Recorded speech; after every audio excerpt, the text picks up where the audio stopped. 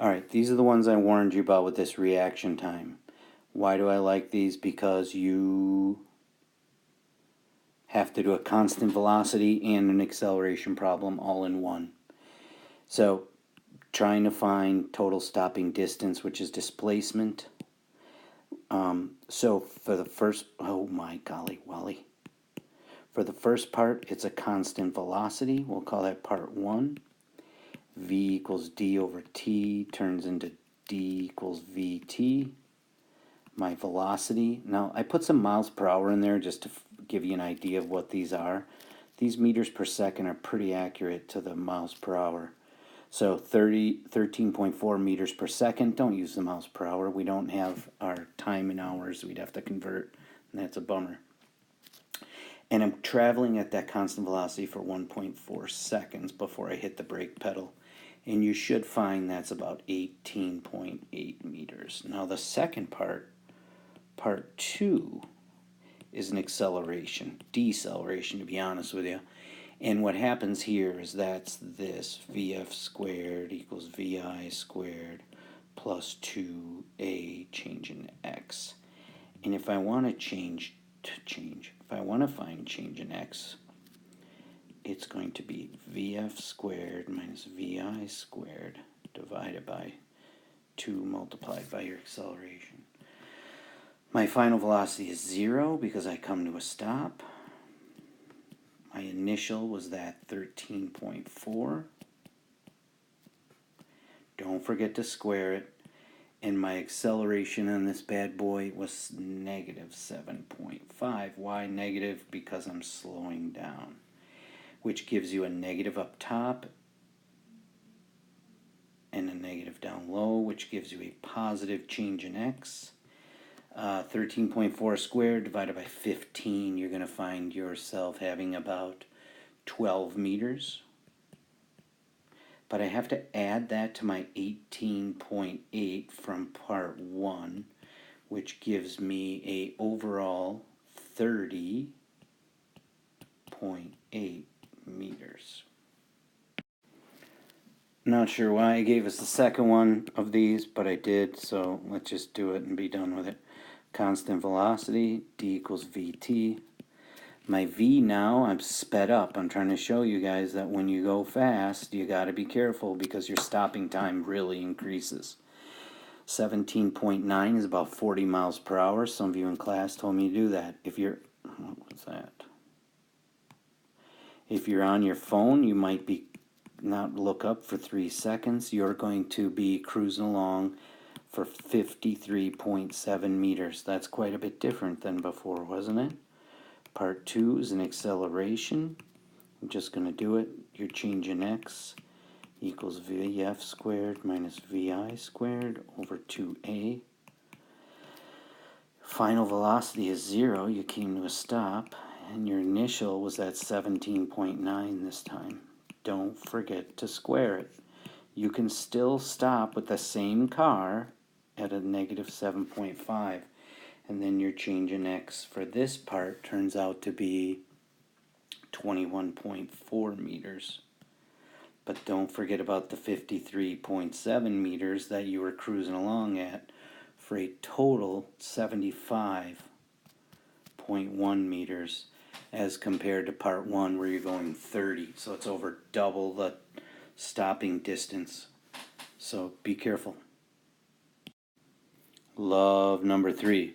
You throw a ball up at 21.6 meters per second. At what time or times will the ball have a displacement of 17.4? So here's the deal.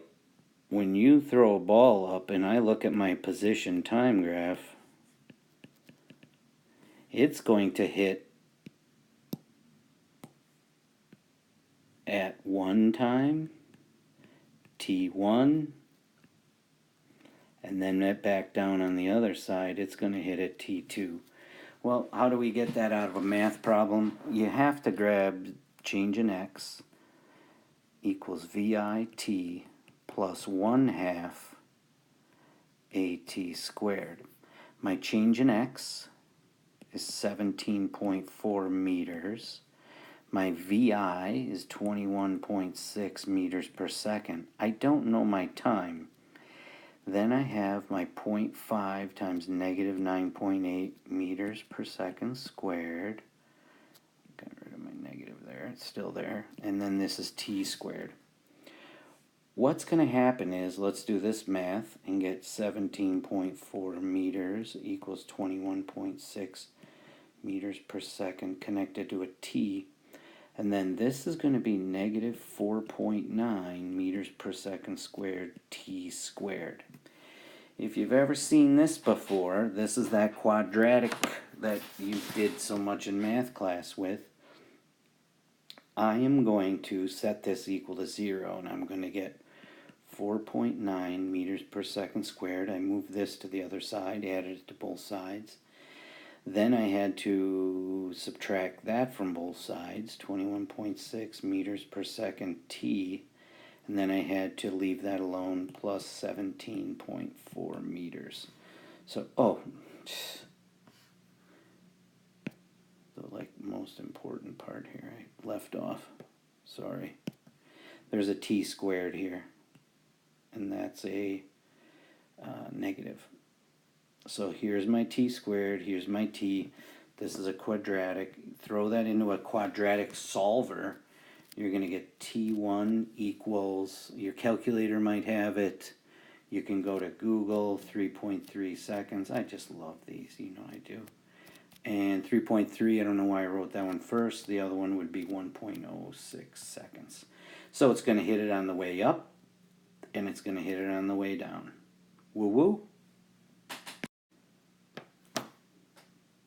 Number 4 is tricky because you don't have enough to do any one of the three.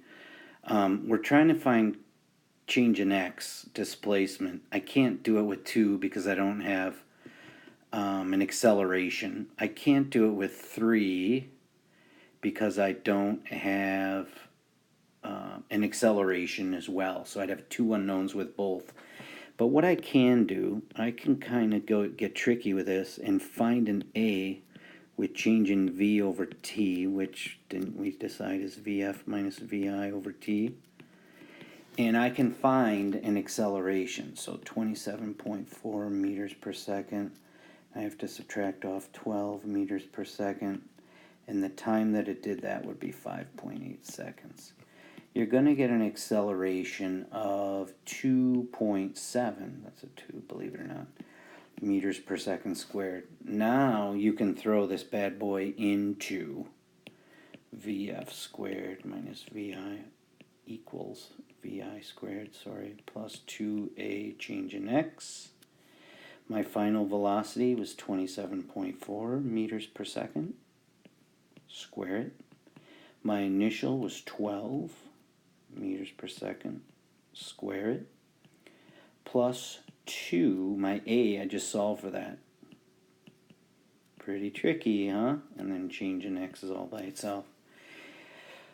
Change in x is going to equal 27.4. Yeah, I might have got a little sloppy in this one and left it in there too long. I could have rearranged first. Why don't you make these videos and then tell me how to... Oh, settle down. Alright, throw that in your calculator. You should get a change in x of 112.4 meters. Woo woo. Last one. Everybody say woo woo. Woo woo. Alright. Acceleration of a car increases velocity in a certain amount of distance. There's no time there. You should know by now. This bad boy is coming out, right? 2a change in x. And I need to solve for a. You should know. Whoa, forgot a squared. Divided by 2 times change in x. Let's put our numbers in. Let's hit enter on our calculator and let's call it a night. Or a day. Settle down. 19.6 meters per second square. 2 multiplied by 135 meters. Hello, calculator. 1.8 meters per second squared. Those aren't so bad. You guys sit and cry about these. They're easy. Bye-bye.